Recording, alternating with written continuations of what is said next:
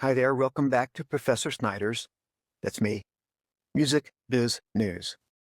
This is a snapshot comparing the use of AI in music versus human music, traditional music. And here are just the facts. Demographic information on musicians and singers in the U.S. The workforce of musicians and singers in 2023 was 105,454 people. 38.1% of those were women and 61.9% were men. The average age of male musicians and singers in the workforce is 44.5, and of female musicians and singers, 51.6. Here's a chart showing the trends for musicians and singers. Note the dip during the COVID outbreak, and another dip, I'm not sure why, predicted in 2031, 6 years from now, maybe because of AI. In the United States, one labor market estimate puts the number of working musicians at about 173,500, covering a wide range of paid musical work.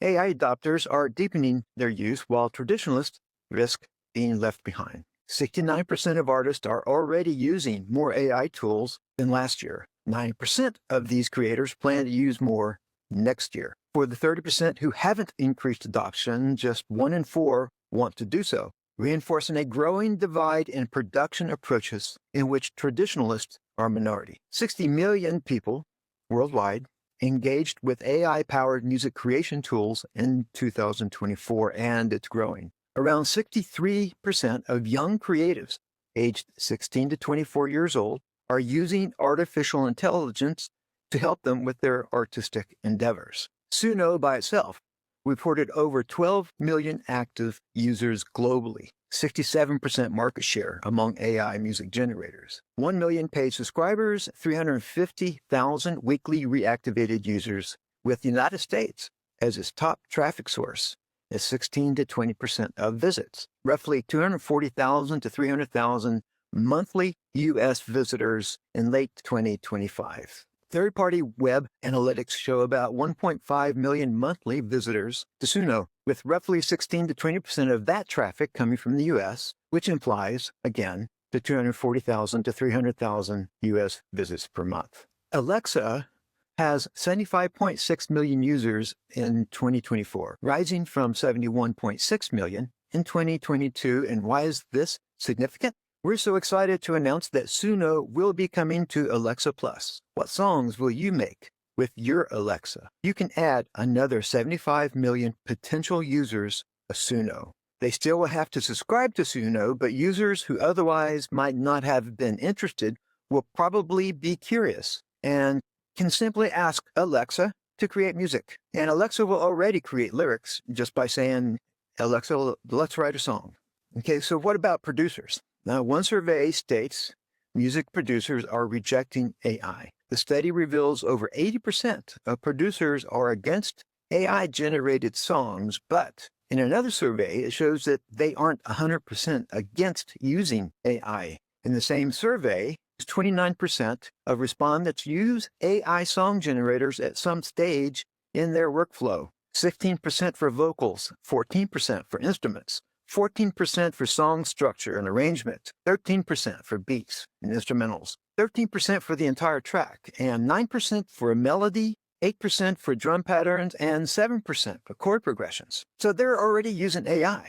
79% use AI for technical tasks like mixing, mastering, and audio restoration, like reshaping their music from pop to country, like Teddy Swims. What we'll do is maybe just take an acoustic, get the song done, upload it, and say, okay, I want to hear this song as a country song, or I want to hear this song as a rock and roll song. Or they can use it to clean up audio and get a Grammy, like the Beatles did with Now and Then, or change languages, like the classic Christmas song. Brenda Lee's Rockin' Around the Christmas Tree was changed to Spanish using AI, or even releasing a single like Randy Travis, even though he can't sing because he had a stroke. And now that Suno is offering a multi-track sequencer, the line is blurred even more between those using AI 100% and traditional musicians who are using it themselves. So here's another number. The number of ChatGPT users has surpassed 800 million weekly. So this shows the base of users already using AI is tremendous. And they write that only 5% of consumers have ever used Gen AI to create lyrics or music, but if you use the 800 million that are interested in using ChatGPT, which is a lot less than all of the other AI programs, that's still 40 million people. And this is likely to grow, but the question is how much? Founders of consumer-geared Gen AI products envision a world where everyone is a music creator. As outlets noted, this signals a significant blurring of the lines between the passive listener and active creator, democratizing music production to anyone with a smartphone and curiosity. Most of the people treat Suno like they do with ChatGPT. So where am I going with all this? You see, there's three types of people that I can see from this data that's creating music, whether by prompts or by DAWs, and now both. First, the traditional musicians, performers, and composers. Typically, they have some kind of a music skill, born with like singers, or who learn by taking lessons or just sitting in a room for hours learning dicky-bet guitar licks. Another type of people are those who use AI to generate music, who've never created music in their lives until they learn how to write prompts to make music. It's fun. Some refer to themselves as music designers. These, for the most part, never learned about or cared about copyright law. I'd say the vast majority don't care about getting paid. And of course, there are always those who game the system, but I think that they are a small minority of the 100+ million users. Unfortunately, traditionals and designers see each other as a threat. The trad musicians feel like they and their music livelihood is endangered, and they have a point. Largest report on AI and music reveals potentially devastating impact for music creators, while the designers feel like they are the digital natives being attacked by these old-time crusaders who just want to make music great again. And you can see some of this in these comments on my podcast about UMG and Udio's agreement. Up in arms, I couldn't care less.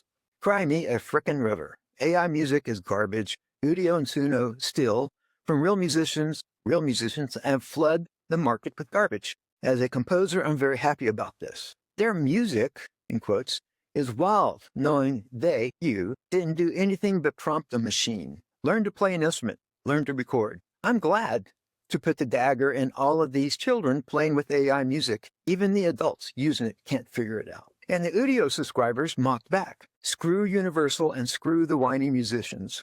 Whether they like it or not, AI music will make a comeback, and those music companies and musicians can kiss their fortunes goodbye. The anti-AI crowd whines theft. They think they can win battles and stop AI. What they will find is big IPs are the ones who control the tools and will paywall them. AI for big IP, none for small creators. And the ridiculous notion that AI copies from other musicians, but humans don't. And as for AI music itself, here's a discussion on Reddit. So what makes a song AI slop? Since so many say all AI music is slop. And we've heard this before. I remember the synth wars when the trads of the time saw people like me playing synthesizers, which I confess I still have a basement full, as evil threats to real musicians' livelihood. And there was another Reddit discussion. The popular music of the 80s is the worst era in almost any genre. You can blame me and the slop music of the 1980s on synths, samplers, drum machines, quantizing, digital recording, CDs versus vinyl, and of course MTV. So there's always been slop.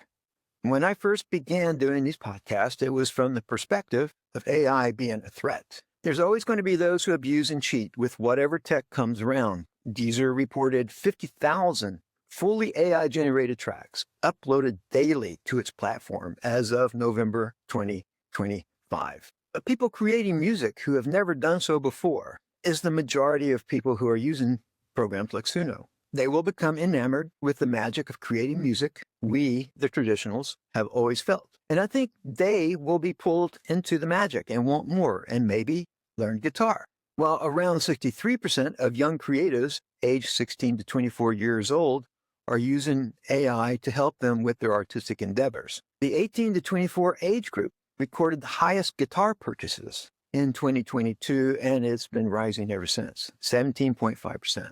This survey provides hope. 67% of Gen Zers are learning to play an instrument. The music designers, they are not the enemy. They write prompts. I play piano. The end result is music, and we should welcome them, open the door, reach out, say, come on in, let me help you with that. This is just my opinion.